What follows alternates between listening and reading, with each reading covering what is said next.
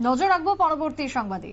নতুন বছরের নতুন মাসও প্রায় কাটতে চলেছে, কিন্তু এখনো পর্যন্ত জামিন মিলল না চিন্ময় প্রভুর। তবে চিন্ময় প্রভুর জামিন আটকাতে নাকি নতুন ছক ইউনূস সরকারের, এই খবরে এখন উঠতে শুরু করেছে বাংলাদেশ থেকে। তবে জামিনের জন্য নাকি ঢাকা হাইকোর্টে আবেদন করেছেন ইতিমধ্যে চিন্ময় প্রভু। তবে ইউনূসের পাল্টা কি চাল রয়েছে এই মুহূর্তে দাঁড়িয়ে চিন্ময় প্রভুর জামিন আটকাতে ইউনূস ঠিক কতদূর যেতে পারে সেদিকে তাকিয়ে রয়েছেন ইসকন ভক্তরা, এবং পরবর্তীতে তারা যে পদক্ষেপ গ্রহণ করবে সে কথাই বলছেন ইসকন ধর্মাবলম্বীরা। কি বক্তব্য এক্ষেত্রে উঠে আসছে? আমি টেলিফোন লাইনে রয়েছেন অঙ্কিতা বর্ধন, চলে যাবো অঙ্কিতার কাছে। অঙ্কিতা, এই যে চিন্ময় প্রভুর জামিন এখনো পর্যন্ত হচ্ছে না বা আদালতে তার এই মামলা সংক্রান্ত সওয়াল করার সাহসটুকু পাচ্ছেন না কোনো আইনজীবী, এই নিয়ে ইউনূসের এখন নতুন পদক্ষেপ কি রয়েছে বলে জানতে পারছো?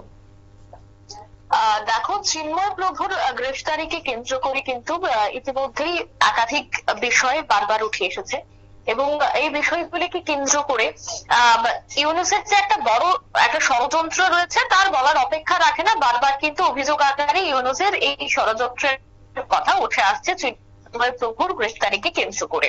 অন্যদিকে আদালতে বারবার শুনানি, আর সেই শুনানির সময় কিন্তু পিছিয়ে গেছে।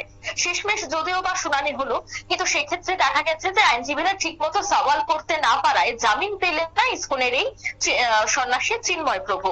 এবং নতুন বছর, তুমি যে কথাটা বলছিলে যে নতুন বছর, আর সেই নতুন বছরেও কিন্তু তাকে কারাবন্দী হয়েই থাকতে হলো। জামিন খারিজ হওয়ার পর অবশ্য তার যে আইনজীবীরা রয়েছেন সেই আইনজীবীরা উচ্চ আদালতে আপিল করার সিদ্ধান্ত নেন। সেই অনুযায়ী আবেদনও জানানো হয় ঢাকা হাইকোর্টে। কিন্তু শোনা গিয়েছে যে আগামী সোমবার অর্থাৎ 20 জানুয়ারি এই মামলার কিন্তু শুনানি হবে হাইকোর্টে।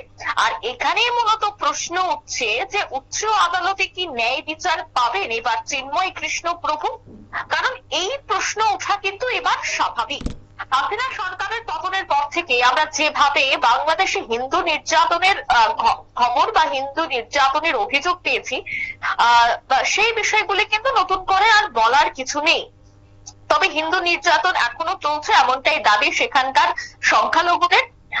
তার প্রতিবাদী এবং সেই প্রতিবাদীর এক প্রকার মুখ হয়ে উঠেছিলেন কিন্তু ইসকন তথা সেই জায়গার হিন্দুর জাগরণ জোটের যিনি মুখপাত্র হিসেবে দায়িত্বভার গ্রহণ করছিলেন, অর্থাৎ চিন্ময় কৃষ্ণ দাস। এবং তিনি একাধিক পোস্টও কিন্তু তার সোশ্যাল মিডিয়ায় করতেন এই সংক্রান্ত। তার জেরেই গত নভেম্বর মাসে আমরা দেখতে পাই, এবং তারিখটা যদি বলতে হয় তবে তা ছিল 25শে নভেম্বর। আর সেই 25শে নভেম্বর কিন্তু ঢাকার বিমানবন্দর চত্বর থেকে তাকে গ্রেফতার করে নিয়ে যায় ঢাকার মহানগর গোয়েন্দা পুলিশ, এবং একাধিক এলিগেশন তার উপর লাগানো হয়, একাধিক অভিযোগ তার উপর কিন্তু দেওয়া হয়। এবং দেখা গেছে যে 26 তারিখ চট্টগ্রামে আদালতেও তাকে তোলা হয়েছিল, কিন্তু আনা হয় রাষ্ট্রদূত মামলা। একাধিক শুনানির পর পর আমরা দেখতে পাই যে কয়েকবার আইনজীবীদের পর্যন্ত মুখ বন্ধ করে দেওয়া হয়। একটা সময় কিন্তু সুপ্রীতি আমরা দেখেছিলাম যে সেই চিন্ময় প্রভুর যিনি আইনজীবী রয়েছেন তিনিও হাসপাতালে চিকিৎসাধীন, কারণ তাকেও আক্রমণ করা হয়েছে। এবং এই ধরনের অভিযোগের পরপর যখন শুনানিও রীতিমতো একের পর এক পিছুচ্ছে, অন্যদিকে শুনানি দেখা যাচ্ছে যে জামিন খারিজ করে দেওয়া হচ্ছে, এই সবটা বিষয়ের পেছনে ইউনূসের একটা ষড়যন্ত্র রয়েছে বলেই অভিযোগ করা হচ্ছে। কারণ দেখো, হিন্দু নির্যাতনের ঘটনা বা যে অভিযোগ, সে অভিযোগ কিন্তু অনেকে সরাসরি করতে পারছে না। তার মূল কারণ হচ্ছে প্রকাশ্যে করলেই তাকে চিহ্নিত করে তার উপর আক্রমণ চালানো হচ্ছে, এমনটাই কিন্তু সেখানকার যারা প্রতিবাদী তাদের মূলত অভিযোগ।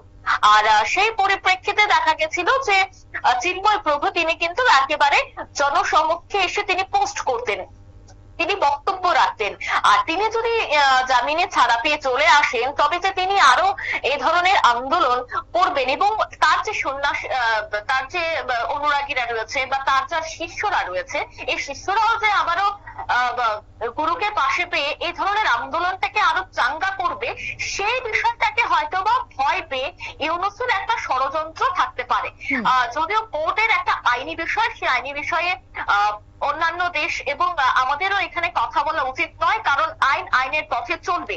কিন্তু সেই জায়গায় অনেকের অভিযোগ উঠে আসছে যে এই শুনানি হোক বা বিভিন্ন বিষয়ে জামিন খারিজ করে দেওয়া হোক, এটার পেছনে ইউনূসের একটা হাত রয়েছে, সেটা প্রত্যক্ষ হোক বা পরোক্ষ হোক, কোনোভাবে না কোনোভাবে তার মদত দিচ্ছে বলে কিন্তু অভিযোগ।